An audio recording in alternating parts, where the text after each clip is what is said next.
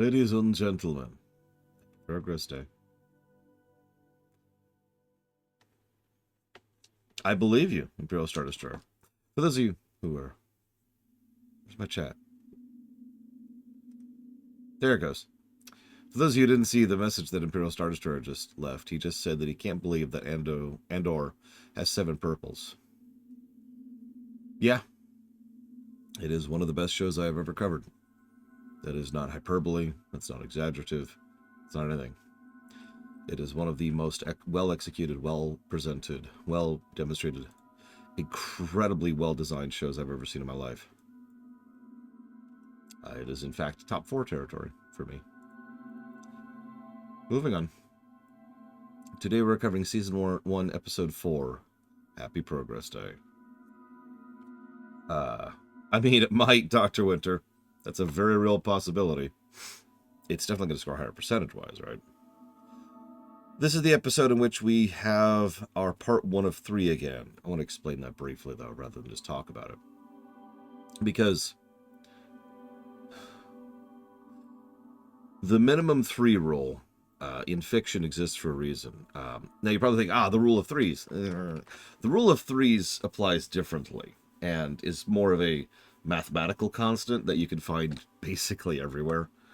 The minimum 3 rule is a development of that concept in fiction. You establish, you develop, you pay off, right? And when it comes to arcs, when it comes to long-form storytelling, that usually follows another similar pattern. You establish the status quo. This is the way things are. This is the way people are. This is the way the tech is. This is the way the system is. Then you develop it. You work at it. You learn at it. You figure out what's going on. And then you change the status quo. The 3rd episode's where the stuff actually happens to move things forward. Make sense? If you've been paying attention, Savacom absolutely follows this pattern of establish, develop, and then pay off. Very, very common thing, especially amongst Vulcans. It is especially a true thing in this show because the first 3 episodes follow this pattern to a T. And you notice that we've already had a time skip of apparently about 6 to 7 years, and we are now establishing our new status quo. Okay, so here's where Piltover has gotten to, here's where the characters are at, here's what this is all just like, here's the new status quo, here's the new setup, here's the new baseline, right? I apologize if I'm sounding a little bit quieter or duller today. I'm having like allergy-related congestion right now. You know how it is. I hate summer. I absolutely hate summer so much. Thank you for the sub, Savacom, very, very much. I will jot that down for Heroes of Light, Radix Chronicles, and Aedan Chronicles. Savacom asks a question, which I'm going to answer before we move forward. Do I think the ending of Episode 3 would have turned out all right if Powder hadn't been there? Yes. 100%. No question. The fact that they were able to manage as much as they did, they showed us that they had already started finding their exit. They showed us that they already broken Vander out. They showed us that they'd managed to slam down the door and were holding them off long enough. And that Silco was down on his overall amount of thugs that he could throw at them. He had more thugs to throw, and it's not like this would have been a happily ever after. But if they had just gotten out, they could have bailed, and nobody would have probably died. Now, that could go any direction from that point onwards. But I do absolutely think they could have gotten out of the warehouse successfully, successful rescue, if Powder hadn't been there. Or rather, if Powder hadn't intervened, might be a slightly better way to put that. Yes, I did. Thank you, Imperial Star Destroyer. Sorry, I have been a little busy lately. I apologize. In fact, I haven't even responded to my dad this morning because that's something I need to deal with. Anyways, so getting to the episode proper. I'm sorry. So you probably didn't see it, but just for a second there, I was stunned as I look at my notes, and I was about to start reading my own notes here about the tense but precarious peace between the local polities on the island chain known as the Crystal Isles. And then I realized I was just describing RFF1, and I was very confused till I realized that this is something for something else. Don't worry about that. This is the 200-year anniversary now. Okay. So Piltover has been around for 2 centuries, not too shabby, of which Heimerdinger has been around for a fairly decent chunk of that, which says a lot about him and his position within the polity. Yeah, the comparison to Dragon Age 2 continues, by the way. Time skip. This one handles the time skip much better. First of all, we have an entire episode, which I just mentioned, going out of its way to establish the new status quo. And that's important to note that that's not just individuals, not just people, but the setting, the system. We see a gigantic tower now, which has a freaking waygate on it, which allows them to launch ships into other parts of the continent. And we actually see this in action, too, which is fantastic. There's this wonderful sequence, too, where Heimerdinger is talking with Jace. I could never replace you, which is interesting. They talk about hex gates, which the name by itself says all it needs to. And we see that Heimerdinger and Jace are actually in pretty good terms, and we see how things have developed. There's actually very visible traffic lanes going both from and to that gate. And while they say this later, what this gets across immediately is Piltover has now leveraged the fact that they have this waygate ability to function as a hub. I know, right, Zavagam? But why did they call it hex tech? Do they not know what hexes are? Actually, funny thing, they might literally not know what hexes are or what that implies in a magical system. Because remember, magic is kind of a boogeyman in this setting, so they might literally not know what a hex implies. Lost knowledge kind of a thing. Yeah, I'll have to go to Riot and be like, yeah, no, Piltover's power structure is very, very, very corrupt is actually the word I would use, to be quite honest. I like your word, opportunistic, but it is very corrupt. This is someone who was named and blamed for breaking a tradition and then decided to break it again after having been banished for doing so, or almost banished, excuse me. And then in the immediate wake of that is celebrated and, as we see over the course of this episode, elevated to the point of councilhood. That says all it needs to about the nature of how this power structure works here. I also did notice that Heimerdinger specifically mentions, I actually wrote it down, scholars, art, and sciences. Baldy, who I'm going to keep calling that, I don't even know if we've gotten his name, his biggest shtick is wine. I'll come back to that in a minute, but just, it says a lot about who cares about what with regards to this power structure. But if I may be so bold for a second, the idea of Piltover being this kind of a hub is actually fascinating to me, so much so that I kind of want to write something like this in the extant. Hear me out for just a second. The idea here is they can't receive, but they can send very, very, very, very quickly. So if you're going from point A to point B, and it is quicker to go from point A to Piltover, then the correct choice is to go to Piltover and shave time off of it, right? But Piltover is going to take duties. It's going to take transit duties. You have to pay to use the gate, put simply. And you probably have to pay, even if you don't actually put port into Piltover, you probably have to pay just to go through. So, and I hesitate to use the word tariffs, because tariffs are different. A lot of people don't understand what tariffs are. Let's leave that at the door for a second. Especially since for some reason that's a big thing politically right now, and I'm not even sure why. But anyways, moving on. Trade duties, right? You want to go through the Suez Canal, you got to pay to go through the Suez Canal because they own the canal, right? Who actually managed to pull those duties from the Suez Canal was actually a huge deal quite a few years ago. Some of you might probably remember that particular hubbub. And that was also a thing down at the Panama Canal for pretty much the same exact reason. There's a lot of money. Yeah, in just, it's actually a fairly small fee, but that's the point. That's the point. It should be a small fee because of the fact that you want as much volume going through there as possible, right? You want to make sure that that line is moving smoothly and swiftly and constantly. So we have the same kind of idea here. All sorts of ships from all over the world, or excuse me, the continent, are coming to Piltover to then be launched to their actual destination. And that's such a fascinating idea because if you think about it, then you think about, well, okay, how worth it is that? How much time does that shave off of our business? Is that extra time shaved off worth the extra cost of paying those duties? So if they lower those duties even more, then more people are going to be saying, oh, well, that's a little bit more worthwhile, which is going to increase the volume. You get the dynamic here. but it also means that it allows people to ship things they otherwise wouldn't be able to. This is hinted at by Mr. Idiot Boy, who's still playing with that freaking toy, by the way. Don't think I didn't catch that. And Baldy is like, I can't possibly, yeah, exactly, ISD.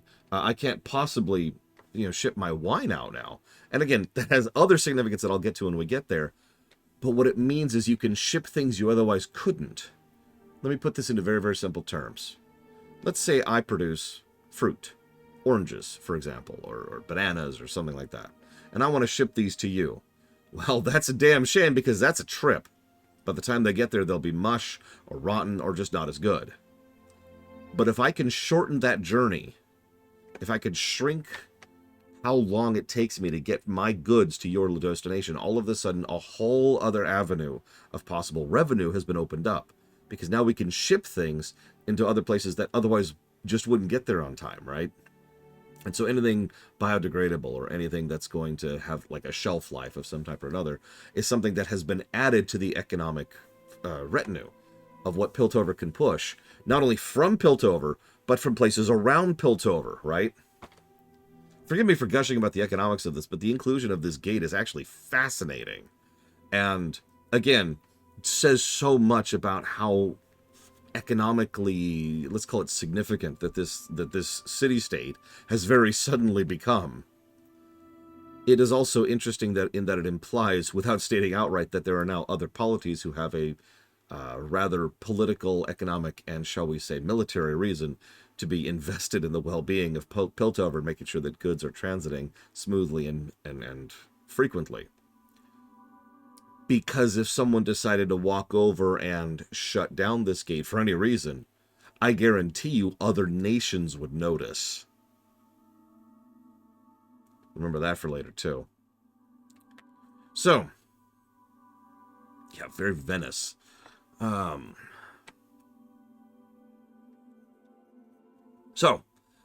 We cut to Progress Day. Woo! Oh, I'm sure the inequality got worse. Speaking of Progress Day. We see droids who are repeating the refrain endlessly. We see kids playing with little airship toys and little car rides, and there's mechanical butterflies. Three things jump out at me immediately. First, there's this diamond pattern which is everywhere. I'm not sure of the significance of it, but it definitely wasn't there before, and I do see a bit of this as the show is progressing. Second of all, Jace's face is everywhere.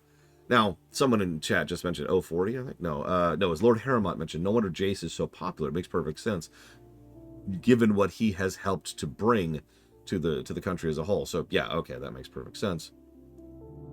And third, everyone roaming around is very, very well-to-do. Nice clothes, bright skies, big open streets, sunny umbrellas, fancy hats. The contrast between the upper and the lower has actually gotten more stark, and I'm actually legitimately shocked by that. And yeah, I noticed that Victor is not presented anywhere. You noticed, I hate to jump ahead of my notes, but did you notice later that when Jace was offering to go make his speech, he flat out said, Victor, come up with me. Victor declined. We'll come back to that. Caitlyn's mother is giving a little bit of a speech for Jace, with Jace present. Jace, of course, can't really bring it into himself to give a damn. He's actually more interested in his friend, Caitlyn, who is on guard duty for her mother's tent. Her mother, who I remind you is a counselor, and her family, who is obviously very, very well-to-do and very wealthy. So that's a good question, Loader. And I actually want you to hold on to that thought, because I'm going to get back to that in a minute. So, okay. Yeah. Uh-huh. Yeah. You're not a real cop. You're a traffic meter. My mommy says she wishes you would die. She's always had a disconnect with her mother, as we saw previously, but this shows just how far that's gone. How much more stark that's getting. That she it has doing everything that is in her power to rebel against her parents. And her parents are like, yeah, okay, we can deal with that. You almost get the feeling that her parents have been like, okay, we'll go ahead and we'll give you your post. You can join the guard, honey. Don't you worry. You can become part of the enforcers. We got your back. All right. I want you to put her on this safe duty and never let her do any real jobs ever. Bye. Oh, her mother's very helicopter parenty, and I want to come back to that point, too. Yeah, she needs to follow a career more befitting her station. Caitlin, of course, is having none of that. We cut to two drunks on the airship, and the camera literally pans down. There's all that verticality in this show. Down to the dock workers who has multiple armed guards, and we see our first look at the Shimmer trade, which is, of course, alive and well. We see the Twit face, I still don't remember her name, has survived, although she's missing an arm now, and Tattoos survived as well. We see our first real action sequence as the firelights show up. Also, a nice little bit of exposition there. They don't actually say who or what the firelights are. We just kind of get from immediacy what they are. They really? That's funny. They have hoverboards. They're clearly young, smaller, more teenage kind of a build. Very skinny.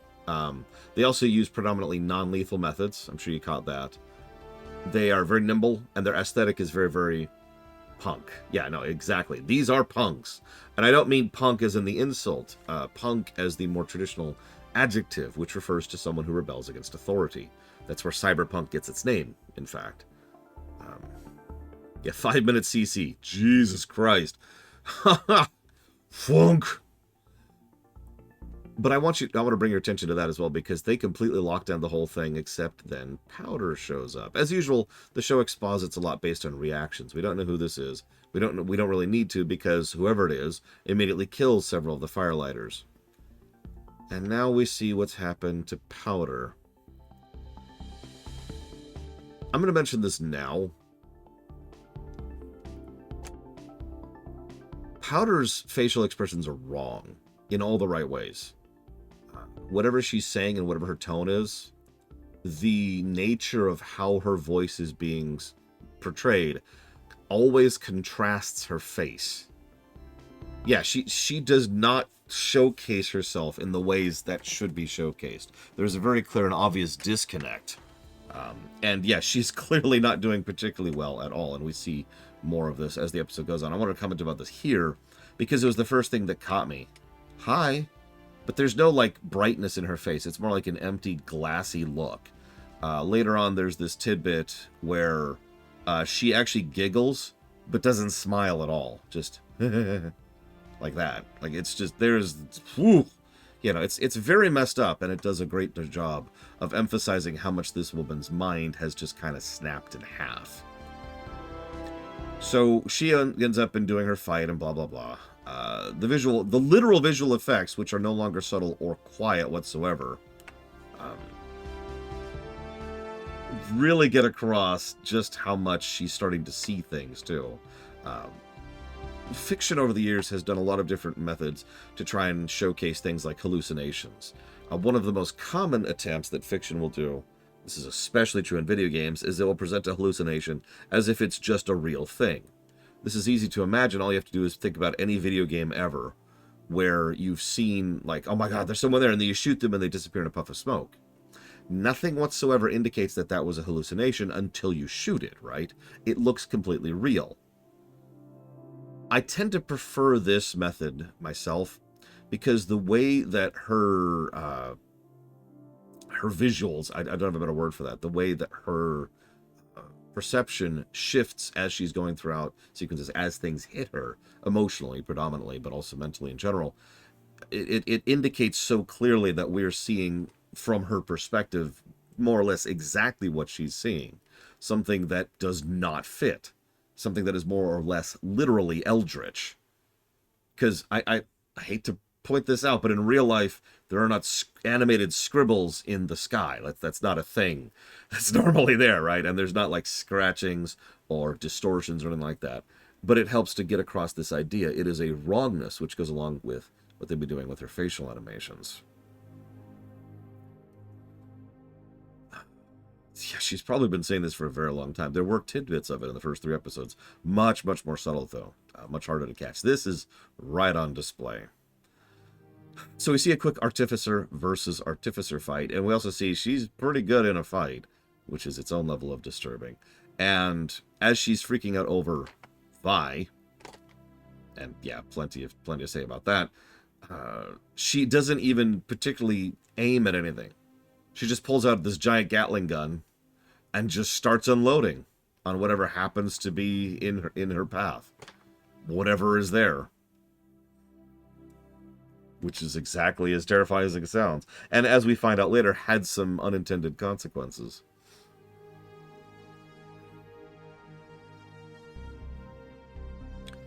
Big action sequence aside, we cut over to Jace and Victor.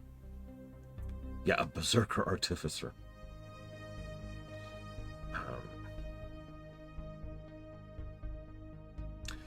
Jace and Victor are debating what to happen, and Jace actually has this moment where he says, look, we did what they asked. We gave them the gate, we stabilized the crystal, everything's cool, you know. We have done what the council has asked, therefore it's their turn to give us a favor. Showing how much Jace has absolutely no idea how politics works. At all. And then they do something that I'm going to geek out over for a second, because I love good world building. This whole time we've seen these monogems. I wonder where they're coming from. And the monogems are rough and coarse, and we have seen ever since the first time they were introduced that they take in kinetic energy too much and can have more than 100% efficiency. So even one bouncing down the hallway leads to it bouncing harder, leads to it eventually exploding, releasing all of the magical energy within the gem. And all of that has been very self-consistent and honestly makes perfect sense. It is a fairly large amount of unstable magical energy. Okay, that tracks. So they show this sphere, nice, perfect, smooth sphere, and even hit it full on with the freaking hammer. No release of energy. Now, you might think, who cares? But Jace is spot on, because this is a very logical development. Sure, they have this wonderful monosource and all that, but that gate up there is probably powered by very unstable monocrystals, which probably need replacing periodically. And because of how unstable the monocrystals are, they require very specific instruments and very specific setup to use. What does that mean? That means it cannot, by definition, be mobile. If you just kind of, like, wander along like this, right? Just literally, I'm sorry, this is such a terrible visual presentation, but imagine you're just going on, you've just got a backpack on, or a purse, or something in your pocket. That's being jostled all over the place. It's mobile, and by sheer virtue of being mobile, it cannot actually, it cannot be stabilized. It would be so terrifying to use that, because if one jostle in the wrong direction, and that might release an explosion. So the only hex tech they've been able to use is in established stuff, infrastructure stuff. Emplacements, right? Really? ISD? Wow. There has to be like a very, very, very static thing keeping something very, very, very stable. But if these spheres can be moved. And he demonstrates it on camera, of course, but it's such a logical progression of the technology. Now we can use this monostone to power all kinds of things. Things that move, things that are personal, things that are smaller scale. All of a sudden, airships could have these kind of batteries on board, right? Or even just something as simple as a gun. And the possibilities here are crazy.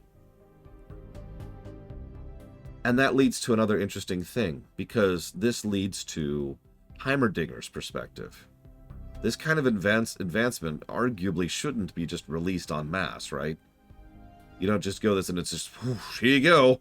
We're just going to give portable monogems to the world. Think about the number of uses this has across the whole gamut of utility. Remember, technology is just a tool. This also lines up perfectly with how Heimerdinger and Jace and Victor have all been portrayed. As the episode makes clear, Victor's on a bit of a timer here. And Jace wants to start improving lives now. And Heimerdinger has a bit of a longer view. He's literally older, but he's also literally seen how bad this can get already. I can't believe I'm saying this. I'm kind of with Heimerdinger here, just a little bit. Because while I do firmly believe in the very concept of progress and development and trying to make people's lives better, and I do, you don't just want to suddenly say, hey everyone, Replicators, right?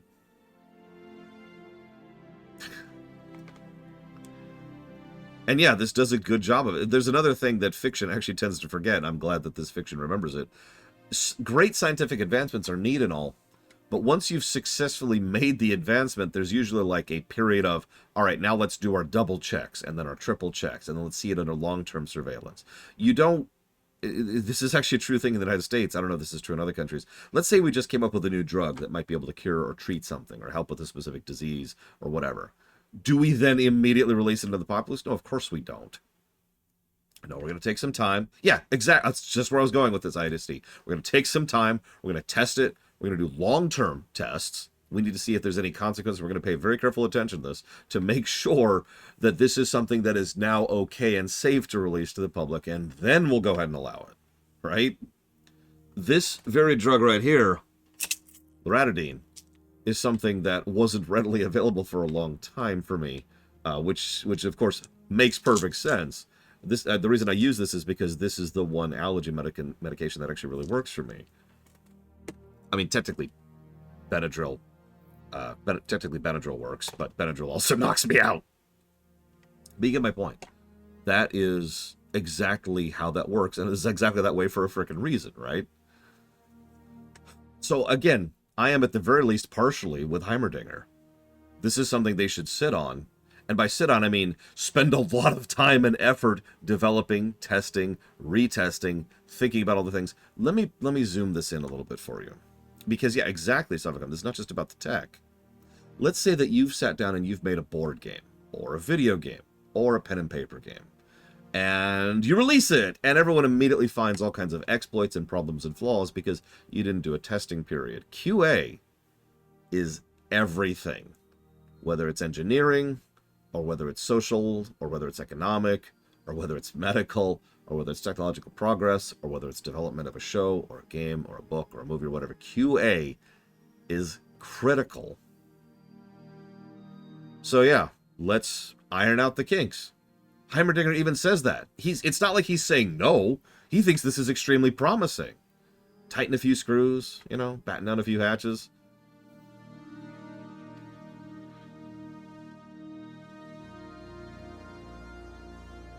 That's a good question, Lord Hermod.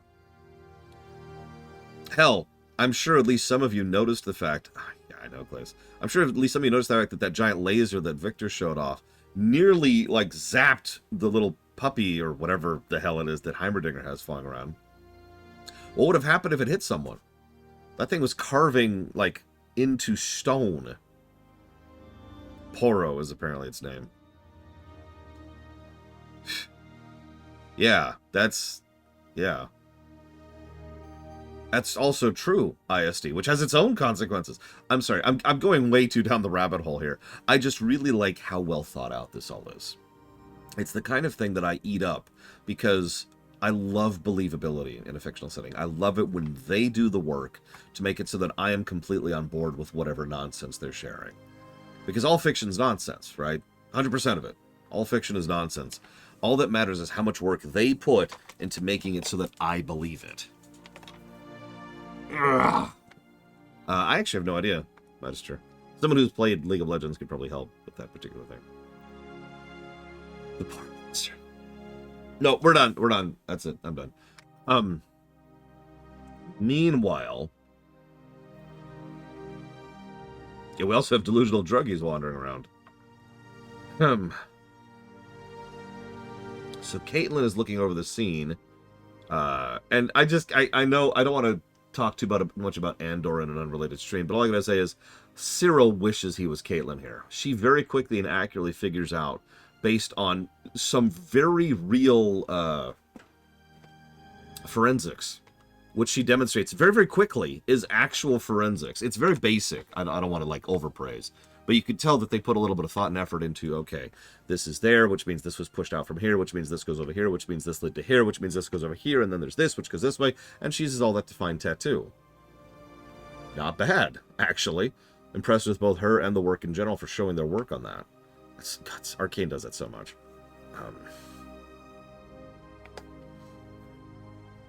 Oh, I noticed that, Sovicom.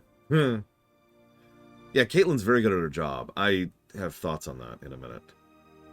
Absolutely Federation builder, 100%, 100%. I don't care if going at warp drive with Vulcans is realistic. I don't give a damn, but I want it to be believable. So this then cuts to Marcus showing up, who is now in charge and being Marcus.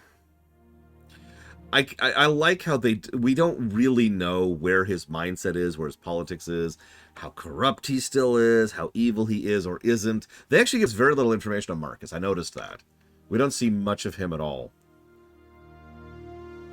But I just, the vibe I get immediately is, oh god, Marcus is the one in charge. Who knows, maybe he grew in the last 6 years. I guess we'll see in the future, because like I said, they didn't do much to establish him here. Just that he is in opposition to Caitlyn, and Caitlyn is someone who is just trying to do her job in opposition of literally everyone. Quick establishing shot of the Undercity and Silco's new headquarters. Rather loud and obvious bar, which actually says a lot about the relative power level Silco now has. Thank you very, very much. The end of time, always. Appreciate those subs. Thank you. I will jot that down for dealer's choice if you give me one moment. Is that a 0 in of? The bar was kind of scary, but you know what I like most about the bar? Yeah, I'm pretty sure it's Vander's bar, but don't quote me on that. What I like most about it is it's actually a common trope. They don't talk about this very often in fiction. The more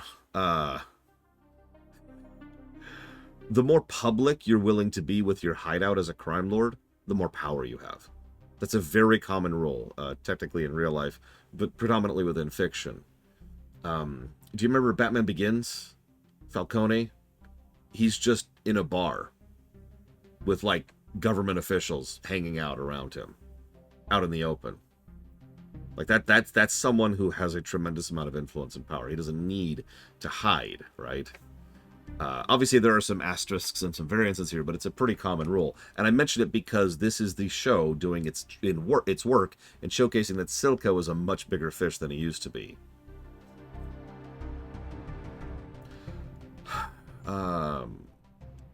We cut to Twitface. I continue to not remember her name. I could have handled those brats. I like her statement about that, considering she spent the entire fight encased in crystal.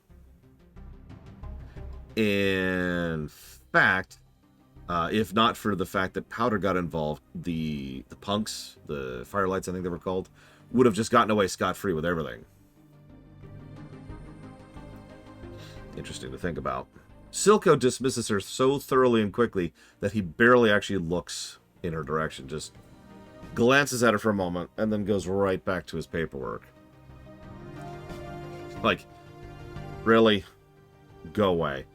It's just is overwhelmingly the body language he shows here. It's not until she leaves that he physically slumps, stops putting on the persona, and sighs. Slams the thing down and starts talking to the air, seemingly until we show that Powder is actually hanging out up top.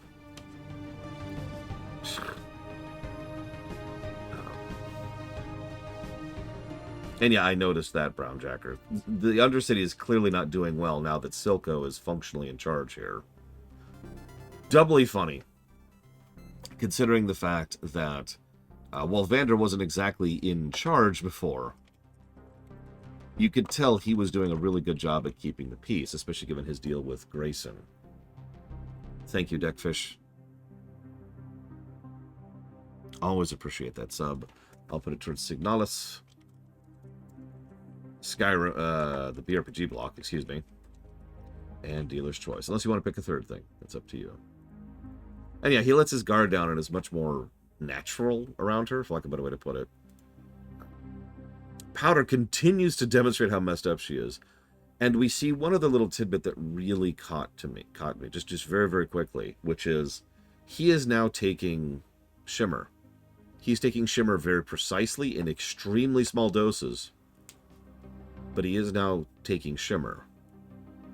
They don't explain that. So that's just kind of a question mark sitting there.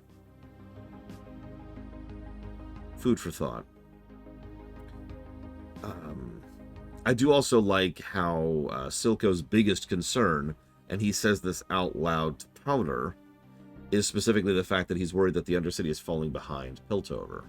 That Piltover and their Hex Tech is just getting way ahead of them. Oh yeah, I also caught that he just flat out calls her Jinx, although in my notes I keep calling her Powder because I have trouble with names. Okay. This then cuts to, like, immediate shot from the party all the way up to the other party where all of the counselors are, and they're all being their usual dumb selves. Jace beelines Mel, just like she did to him, by the way. Some very obvious politics on display here, but I love how scary this whole situation is in a way that, honestly, I don't think anybody really processes yet. In fact, the only person who seems to be even barely cognizant of how terrifying this technological revolution they're in the middle of is Jace.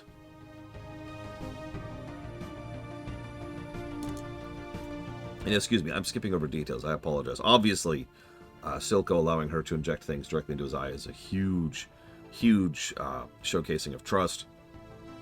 Silco being willing to shut down and I'm going to keep calling her Twitface, just with a few words and a glance. A woman who could probably absolutely rip him literally in two if she wanted to. Yeah. There's a lot being said here. Powder's hangout is fascinating. So I mentioned earlier how you could tell a lot about how a fiction wants to establish a villain by their hideout with regards to Silco. Powder's hangout is a freaking propeller, static, not moving, over a chasm. Precarious, could fall at any moment. No real guardrails to speak of, no safety measures to speak of. Bunch of bats flying around. Yeah, that says a lot about her. In fact, it's probably one of the more obvious metaphors in the entire work. Her facial expressions continue to be legitimately terrifying, and she continues to talk to her hallucinations. Not with, by the way. That's an interesting choice. The hallucinations do not actually talk back. I know that sounds like a weird thing, but a lot of times when fiction produces these kind of hallucinations, they also happen to be auditory hallucinations, aka they talk with the air. In this case, she's just talking to the air. I could delve into that, but I think for now I'm just going to let that sit there and we'll see how we develop her as we go forwards. It is indicative of her mind state. It also is really terrifying because she has these freaking dolls all over the place, which are, yeah. Oh yeah, she's also constantly throwing explosions into a chasm, which she is therefore probably causing issues to and destabilizing the overall structure of. She probably doesn't care. Meanwhile, this is the scene I actually mentioned earlier, where Jace is going to go on stage and give his big speech for Progress Day. Unfortunately, Victor has the cough. You know the cough. Fiction does this funny thing. I don't want to say I've complained about this, but I've made fun of this for years. Because fiction has this thing where they can't showcase illnesses, right? Like, have you ever seen someone who is actually suffering from cancer? Because I have. They don't, there's certain ways it shows, but, like, not really, right? And so they need to have a really quick visual thing. They have to show something so that you know that they're sick. So they cough. It always amuses me because in real life, a cough just means something's irritated your throat, or maybe you have a cough, right? And that's it. But in fiction, if you have a cough, what that means is you have something terrifying and debilitating, something long-term, something systemic. You know, a large-scale disease like cancer, for example. Very, very, very, very common. Like, pretty much all of fiction does this. In Star Trek, they like to use, like, the forehead veins things as the same general shorthand. But it's always the same concept. It's like, oh my god. So Victor's obviously on his way out, and hence the timer I mentioned earlier. That sucks. That also speaks a lot to his desperation. Jace does offer for him to go up on stage with him, which Victor clearly denies. It is nice to see that Jace hasn't completely bought his own hype yet. Waiting to see how long that lasts. I do like this speech that Jace gives because it says a lot about his character. He talks about how me and my folks, we're simple folk. You know, we're people just like you. We're everymen who own a factory. I don't know about you. I don't know many people who own a factory. The best part is they eat it up. Of course they do. That probably puts them as middle class when it comes to this particular setup. And then we showcase the Hex Gate and the globe. Real quick aside, I'm sorry, this is absolutely out of nowhere, but I find myself wondering. So you know the Hex Gate operates and there's this sphere there, right? Which is shaped like the actual globe. I find myself wondering if that's necessary, like if you need the actual map to have the runes show where you're going to launch the ship to, or if that's purely decorative. Random thought. Moving on. So he talks about the thing, and he's ready to give his big presentation. He backs down. We don't know why he backs down exactly. Maybe he just doesn't want to disappoint Heimerdinger. Maybe he really does agree with Heimerdinger's conclusions here. Maybe he's just got cold feet at the last minute. But either way, he stalls and decides to not reveal the sphere. I give him credit for that. That's actually... I know, ISD. That's actually harder to do than it sounds, for lack of a better way to put that.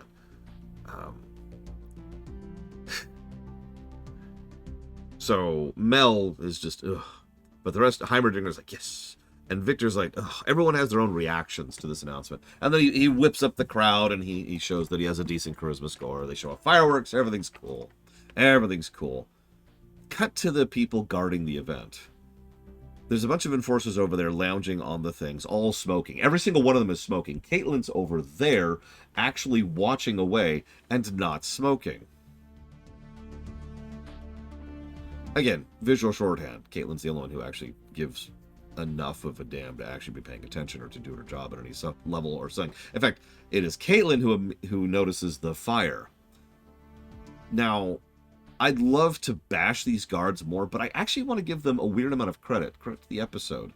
It would be easier for these guards to be like the rent-a-cops back in Andor, but instead, when they approach a fire and they hear someone in that fire saying, "Help, please help me," they only hesitate like a second before they go into the fire. Do you know how hard it is to go into a burning building? No, of course you don't. I don't either. Most people don't. There's a reason that there are very professional people who are very dedicated, who deserve a lot of credit, who go through a lot of training to be able to charge into a freaking burning building. So I will give them credit on that. They charge in. They die for it, of course, but they charge in. And Prototype steals the... Prototype Powder steals the Prototype gemstone. Cool. And now the council is evolved again. Cool. This is when Baldy is still playing with his stupid toy, by the way. We also see that Victor's having trouble even standing. That's actually been visible so hard, but there's this act. It's very clear here. And Jace walks forward and says we should suspend all operations until this is resolved, which says a lot about his priorities. The council immediately shuts that idea down, since they operate now as a shipping hub, which says a lot about their priorities. I mentioned this earlier, like twice, but this is when Baldy flat out says, I have a shipment of customers who have ordered wine. It'll take 6 months to get there, otherwise they'll just get vinegar at this point. First of all, if you have wine that's going to go bad in 6 months, maybe you should look into making better wine. Second of all, and much more importantly, did you notice that he's worried about his customers and his shipment? Not the city, not the fees and duties that are coming through that are probably helping the city to prosper. Not, the well-being of the individuals or the literal lives that have been lost in what is functionally a terrorist attack. Just his customers. I'm sure that's deliberate, 100%. He needs his profit. He needs his Listen. He just found this new super amazing Deco chocolate, okay? The thing is, it's like 147 units per piece. He can't afford that on his current salary.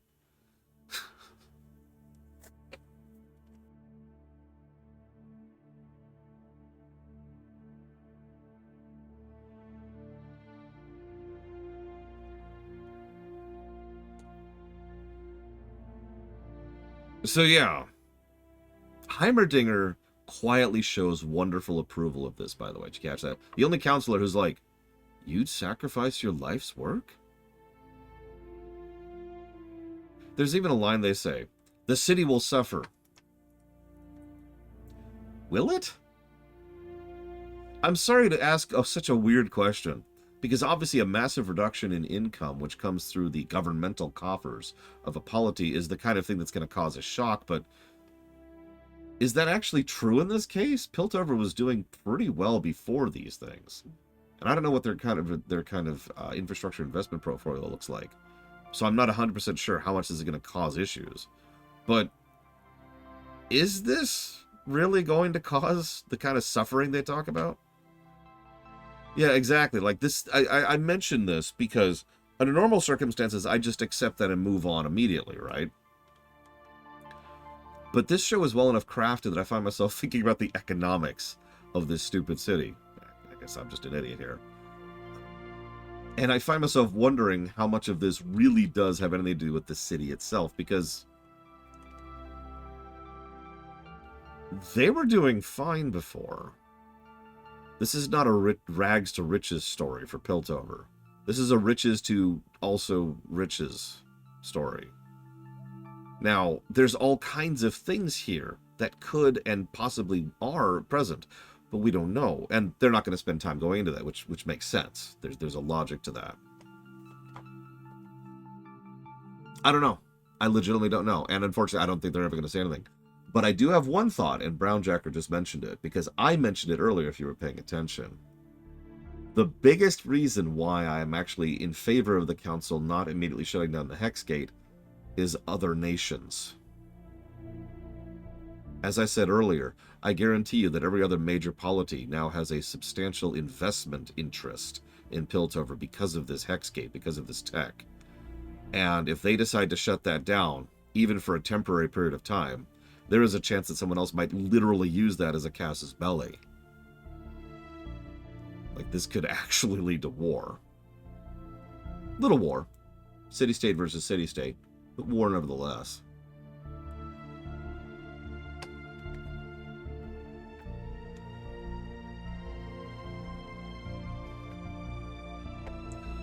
I do like how Marcus is very quickly and effortlessly showcased to be a bit more aware than he was before the time skip.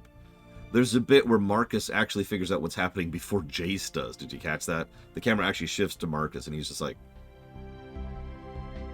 you can see on his face, he realizes what's going on. And then Mel plays her hand. Let's make an 8th counselor. That's a very good question. This is why I wanted to bring that back up, Loner. Because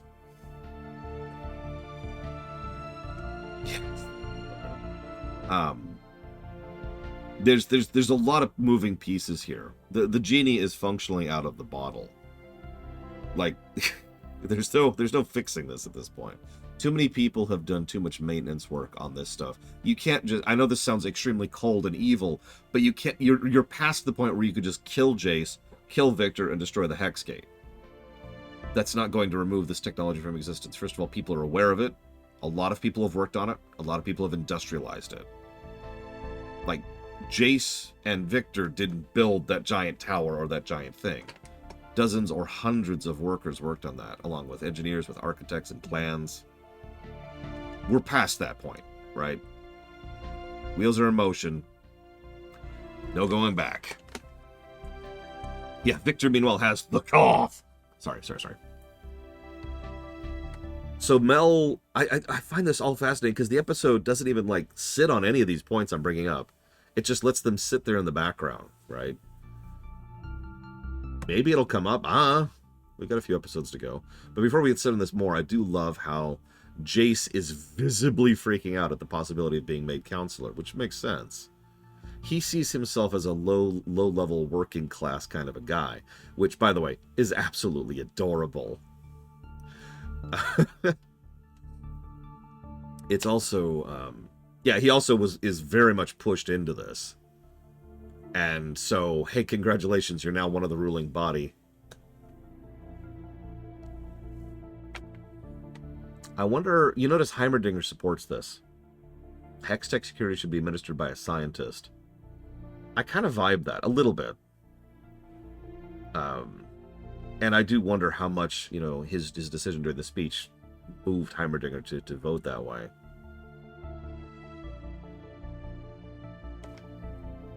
We cut back down to Silco and Powder. Powder is being Powder, listening to rock music while, or punk music or heavy music. I actually don't know genres. She's playing music while she's working on stuff, and Silco actually comes down to her physically and is livid about this whole situation. At which point, she shows him the stabilized monocrystal. Silco is definitely not a particularly good leader, or he doesn't care enough to be a good leader. I'm actually not sure which. It doesn't really matter, because what Silco is smart. You could tell in his expression in his face that he knows exactly what that sphere means. Because he of course he knows what the monocrystals are. Duh, right? Seeing that kind of a stabilized one like that? That's a good question, Savacom. Lord knows I hear my music all the time without anybody else hearing it.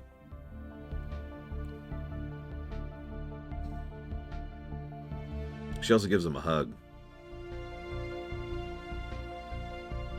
Cut back to Kaylin, who's literally playing with a freaking gun. Jesus Christ. She also literally throws away the flowers that Jace brought to comfort her. Hey, you know, are you doing all right? And then he offers Jace a position. And we immediately see, I love this, the first action we, the audience, see Jace make as counselor is a mistake. He offers Caitlin a position as, what was it? I didn't even write it down. Some stupid ceremonial position, right? Which she, of course, rejects instantly. Just, yeah, okay, here you go. Okay. If he had a frickin' brain, he would have just gotten his new chief of security, or head inspector, or even his chief executor. This could have been a moment where we could have someone much, much more competent and capable on display, and able to actually work through a situation he himself has been tasked with dealing with. A situation she is at the ground floor of and is obviously competent and capable of actually working her way through. And she's certainly driven enough to do so. But Jace can't bring himself to think past the fact that it would put her in danger. Now, that's understandable. But you notice that this immediately shoves Jace into the same position as her mother. So that's two mistakes as his first action that we see as counselor. This is also doubly interesting because Jace himself has not been very risk averse up to this point. He has done some very, very risky and dangerous things that are risky to himself. Food for thought.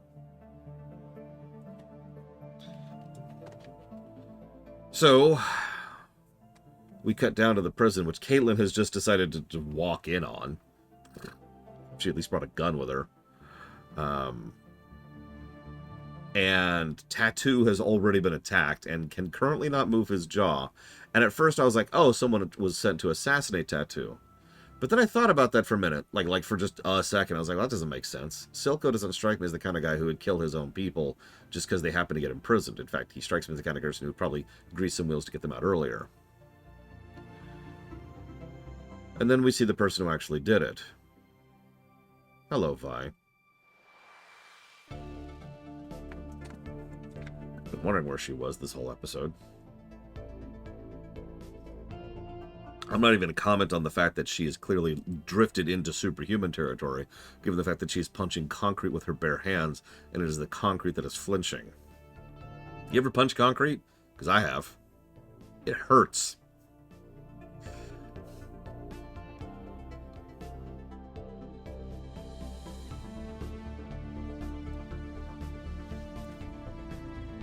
So what do we think of this one? Yeah, 6 years. For what? For being a tourist.